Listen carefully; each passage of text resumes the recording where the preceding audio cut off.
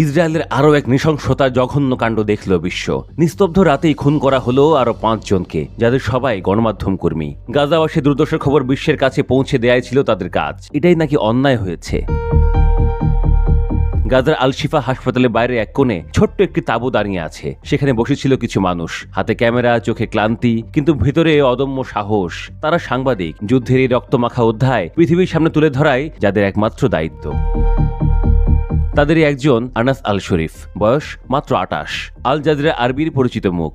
সকাল থেকে রাত পর্যন্ত মাইক্রোফোন হাতে দাঁড়িয়ে থাকেন ধ্বংসস্তূপের সামনে, যেন এই শহরে যন্ত্রণা তার কণ্ঠ দিয়ে কথা বলে। যুদ্ধের 22 মাসে আনাস কত মৃত্যু দেখেছেন, কত মায়ের কান্না শুনেছেন, তার হিসাব নেই।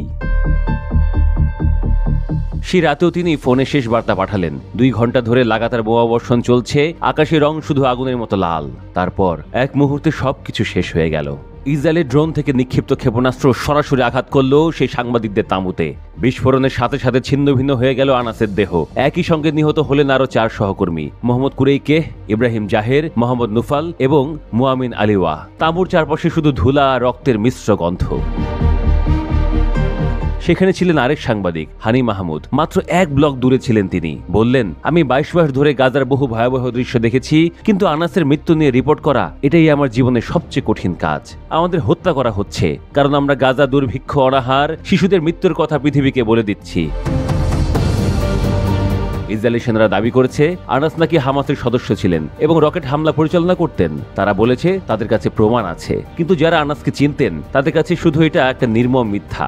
ইউরোমেড হিউম্যান রাইটস মনিটরের বিশ্লেষক মোহাম্মদ শেহাদা স্পষ্ট বলেছেন, তার প্রতিদিনের কাজ ছিল সকাল থেকে রাত পর্যন্ত ক্যামেরার সামনে দাঁড়ানো। যুদ্ধের কোনো অংশে তিনি জড়িত ছিলেন না। আসলে আনাসের বিরুদ্ধে এই মিথ্যা অভিযোগ নতুন নয়। গত মাসে ইসরায়েলি সেনাবাহিনীর মুখপাত্র সামাজিক মাধ্যমে তাকে সন্ত্রাসী বলে প্রচার করেন। জাতিসংঘের বিশেষ প্রতিবেদক আইরিন খান তখন সতর্ক করেছিলেন, এই ধরনের উস্কানি জীবন সংকট ডেকে আনবে। তার আশঙ্কা সত্যি হলো। আনাস নিজের মৃত্যুর আশঙ্কা আগেই বুঝেছিলেন। এপ্রিল মাসে লেখা শেষ চিঠিতে তিনি লিখেছিলেন, আমি জীবনে সব কষ্ট দেখেছি, শোকের স্বাদ বহুবার পেয়েছি, কিন্তু সত্য বলার দায়িত্ব থেকে কখনো সরে যায়নি।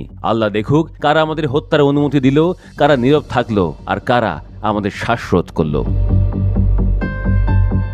চিঠিতে তিনি লিখেছিলেন স্ত্রীর নাম বায়ান, লিখেছিলেন 2 সন্তানের নাম সালাহ আর শাম।